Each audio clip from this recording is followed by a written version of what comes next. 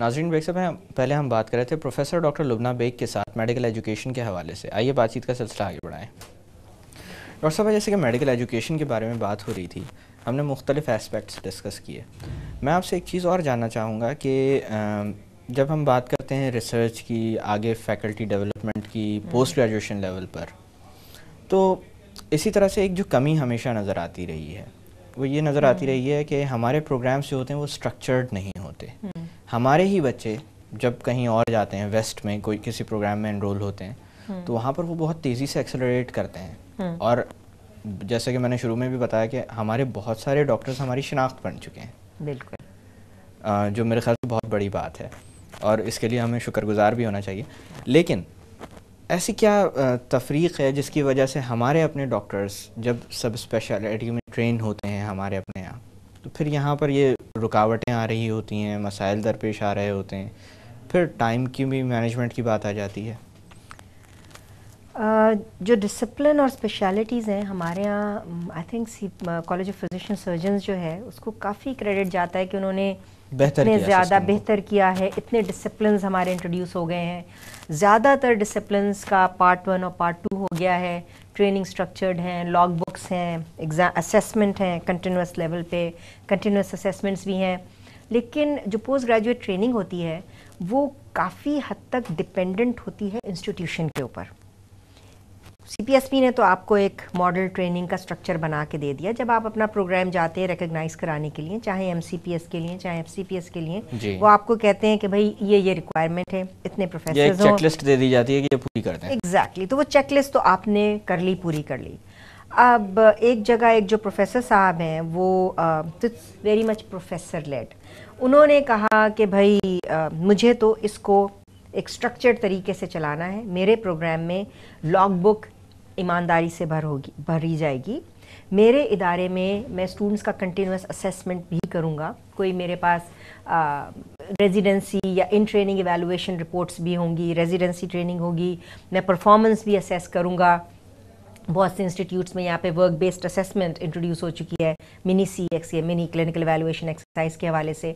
तो वहाँ तो वो लोग बहुत अच्छी ट्रेनिंग करके और बहुत अच्छे स्ट्रक्चर्ड प्रोग्राम से निकलेंगे और वो उनके पास एक पूरा करिकुलम होगा जो कि CPSP की डिफाइंड आउटकम कॉम्पिटेंसीज को मैच करता हुआ होगा कि अगर आपने सर्जन बनना है तो you should have these competencies, otherwise you would not become a surgeon.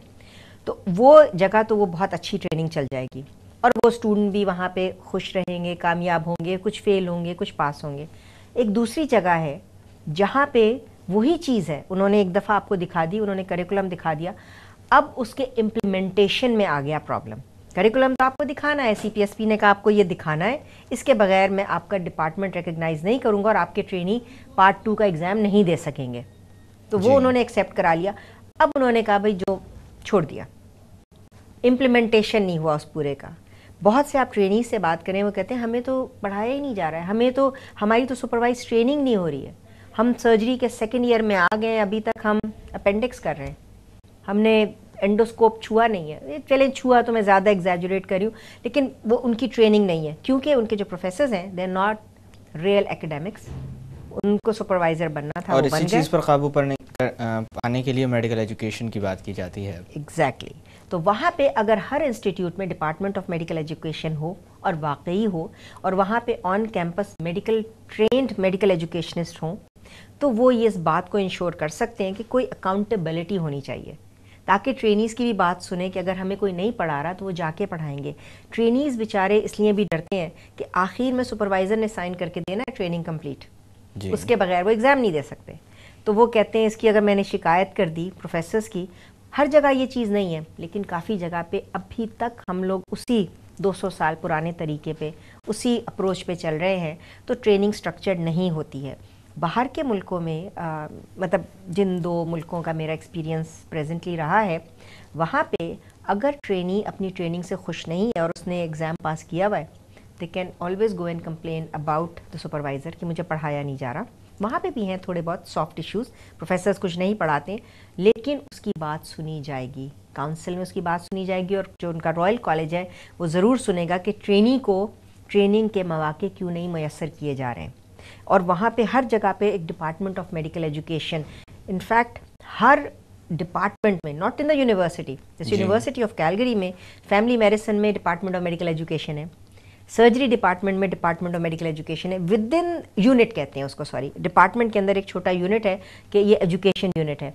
They will make sure कि जो भी कॉम्पिटेंसीज लिखी हुई हैं वो सारी कॉम्पिटेंसीज कवर हो रही हैं, कोई ना कोई स्टूडेंट्स को, ट्रेनिंग्स को पढ़ा रहा है, and they are trained in all different areas on all levels of training.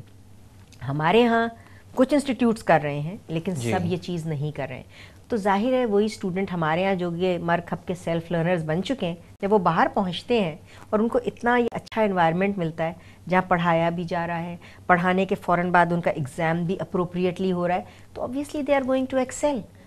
दिमाग की कमी नहीं है, इंटेलिजेंस की कमी नहीं है, हार्ड वर्किंग लोगों की कमी नहीं है, मगर अनफॉर्चुनेटली ये है, और फिर लोग फ्रस्ट्रेट होते हैं, बाहर चले जाते हैं। जो जिस शख्स को भी मौका मिलता है, कुछ इन वजूहात से, बाकी आजकल तो आपको पता ही है सेफ्टी सिक्योरिटी की वजह से हर शख्स इस चक्कर में होता है मैं किसी तरह पाकिस्तान से निकल जाऊं, तो वही होता है कि हर शख्स की ख्वाहिश होती है कि भाई हमारे बच्चे सेफ़ रहें, हम सेफ़ रहें, हमारी मुनासिब आमदन हो, क्योंकि अब बहुत तो सारे एस्पेक्ट्स होते हैं इनको। बिल्कुल एग्जैक्टली, ये ज़िंदगी कहने को बहुत सिंपल सा वर्ड है लेकिन इतना सिंपल है नहीं। हाँ बिल्कुल। अच्छा, इसी तरह से जब हम क्वालिटी की बात करते हैं तो हमेशा से एक या यूँ समझें कि बचपन से या स्कूलिंग के ज़माने से एक कॉन्सेप्ट डेवलप हुआ हुआ है कि इम्तिहान क्वालिटी एश्योरेंस के लिए होता है। तो असेसमेंट, एवैल्यूएशन, ये दो टर्म्स यूजुअली यूज़ की जाती हैं, इन दोनों के दरमियान फ़र्क क्या है? असेसमेंट की जब हम बात करते हैं तो हम स्टूडेंट असेसमेंट की बात कर रहे हैं, उसमें हम देते हैं, हमारा मकसद होता है किसी भी स्टूडेंट को, चाहे अंडर ग्रेजुएट, ट्रेनी, हम उसकी इम्तहान के नंबर उसे देने की बात कर रहे हैं, उसका इम्तहान हो रहा है, उसको असेस किया जा रहा है। Evaluation is a much bigger term. Evaluation में assessment is a part of evaluation. Assessment evaluation of the teachers, के टीचर्स ने पढ़ाया कैसा था जो स्टूडेंट्स का रिजल्ट ख़राब आया। इवैल्यूएशन की बात है प्रोग्राम इवैल्यूएशन की, मुख्तलिफ़ किस्म की प्रोग्राम इवैल्यूएशंस होती हैं जी। तो आपके करिकुलम की इवैल्यूएशन होती है, आपके फैकल्टी की टीचिंग की इवैल्यूएशन होती है, आपकी फैकल्टी की स्कॉलरशिप की अप्रोच की होती है। आजकल फैकल्टी पोर्टफोलियोज़ का बहुत जिक्र हो रहा है कि हर फैकल्टी को अपना एक पोर्टफोलियो होना ज़रूरी है कि आपकी टीचिंग अप्रोच क्या है, आपकी टीचिंग थ्योरी क्या है। मैं अब ये बाहर की बात कर रही हूँ, पाकिस्तान में एक दो इंस्टीट्यूट से मैंने देखे हैं टीचिंग पोर्टफोलियोज़ होते हैं, रिसर्च पोर्टफोलियोज़ होते हैं, लेकिन ये इंस्टीट्यूशनलाइज नहीं है, ये कहीं की कोई रिक्वायरमेंट नहीं है। पीएमडीसी के हवाले से आपको असिस्टेंट से एसोसिएट प्रोफेसर बनने के लिए कुछ पेपर्स चाहिए जी। उन पे वो पेपर्स आपने लिख लिए, और ज़रूरी नहीं है कि वो पेपर्स आपने इंडेक्स जर्नल्स में लिखने, आपने जो जर्नल्स पीएमडीसी ने इंडेक्स किए वहाँ आपने वो पेपर्स लिख दिए, जैसे तैसे करके आप एसोसिएट बन गए, एसोसिएट से फिर आप प्रोफेसर बन गए। और उसके बाद आपने कहा अब मेरा जो ये स्कॉलरशिप रोल था कि मुझे पेपर्स लिखने थे, पब्लिश करने थे, साइंस की तरक्की करनी थी, वो रोल आपका ख़त्म हो गया। तो टीचर्स की वो बात इवैल्यूएशन में नहीं है। जब हम फैकल्टी इवैल्यूएशन की बात करते हैं तो हमारी फैकल्टी के इवैल्यूएशन प्रोफेसर बनने के बाद हमारी फैकल्टी का कोई इवैल्यूएशन नहीं है, पीरियड, दैट्स इट। बाहर जैसे होता है हमारा, जैसे मैं जहाँ जहाँ फैकल्टी रही हूँ, हमारी इवैल्यूएशन ये होती थी कि हमने कितनी रिसर्च ग्रांट्स ली, कितनी हमने क्लासें पढ़ाई, कितने हमने सर्विस की, सर्विस में ये भी है। और मेरे ख्याल से पोस्ट डॉक का तो कोई कॉन्सेप्ट यहाँ पे पाया भी नहीं जाता। एग्जैक्टली वो एक दूसरा चीज़ पे बात आ गया, एक और अलमिया आ गया कि पहले तो पीएचडी ही नहीं है, पीएचडी के बाद हम समझते हैं कि बस बहुत कुछ अचीव हो चुका है, अब कहानी ख़त्म हो गई। फैक्ट है कि एक दफ़ा प्रोफेसर आप बन गए तो आप रिसर्च करके देख लें, मतलब मेरे पास डेटा नहीं है बट मुझे काफ़ी यकीन है, वो जाता है ना मैं बायोस्टेट का 95% कॉन्फिडेंस इंटरवल से कह सकती हूँ कि हमारे पाकिस्तान के 70%, अगर आप सारे मेडिकल कॉलेज ले लें, मिनिमम 70% प्रोफेसर्स ने प्रोफेसर बनने के बाद एक भी पेपर नहीं लिखा होगा। जो कहते हैं अब हमारा सीलिंग आ गई, कहानी ख़त्म। और जो शख्स पेपर नहीं लिखेगा तो वो पढ़ेगा भी नहीं। जब आप पेपर लिखते हैं तो आप रिसर्च करते हैं, आप नए पेपर्स पढ़ते हैं, आपकी नॉलेज बढ़ती है। जब मेरे ख्याल से वो जुस्तजू ख़त्म हो चुकी है। एग्जैक्टली। और जब आपकी नॉलेज बढ़ेगी तो आप ज़्यादा नॉलेज इम्पार्ट करेंगे। कुछ प्रोफेसर है, ठीक है, वो लेक्चर्स हो सकता है अपनी पावर पॉइंट पे आ गए हों। पहले हमारे ज़माने में वो लेक्चर्स होते थे प्रिंटेड फोटोकॉपीज, जी। वो सब वो फोटोकॉपी वाले से सब हम ले लिया करते थे, लेक्चर में जाने की ज़रूरत नहीं थी, कोई ना कोई प्रॉक्सी लगा दिया करता था जी। तो और आपने वो पढ़ लिए। अब वो पावर पॉइंट करते रहते हैं, वही चलते रहते हैं नस्ल दर नस्ल, but they are not actually adding to science. जबकि एकेडमिक्स का रोल ये है कि they have to add to science. आपने क्या, आपका कंट्रीब्यूशन क्या है साइंस को, आपका क्या कंट्रीब्यूशन है, आपने कौन सा शख्स प्रोड्यूस किया है।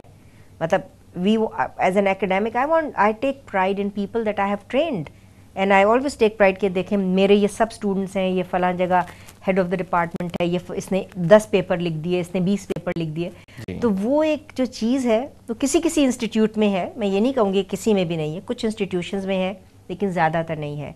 दूसरे हमारे institutions on an institutional basis कोई इवैल्यूएशन नहीं करते हैं, ना इंटरनल इवैल्यूएशन होती है इंस्टीट्यूशन की, ना एक्सटर्नल तो खैर बहुत दूर की बात है। तो that's a major deficient area in Pakistan. जी डॉक्टर साहब, थोड़ी देर के लिए बातों का सिलसिला रोकते हैं। नाजरीन, वक्त एक छोटी सी कमर्शियल ब्रेक का। ब्रेक से वापस आकर मेडिकल एजुकेशन के मुतालिक मज़ीद बात की जाएगी। Stay with us.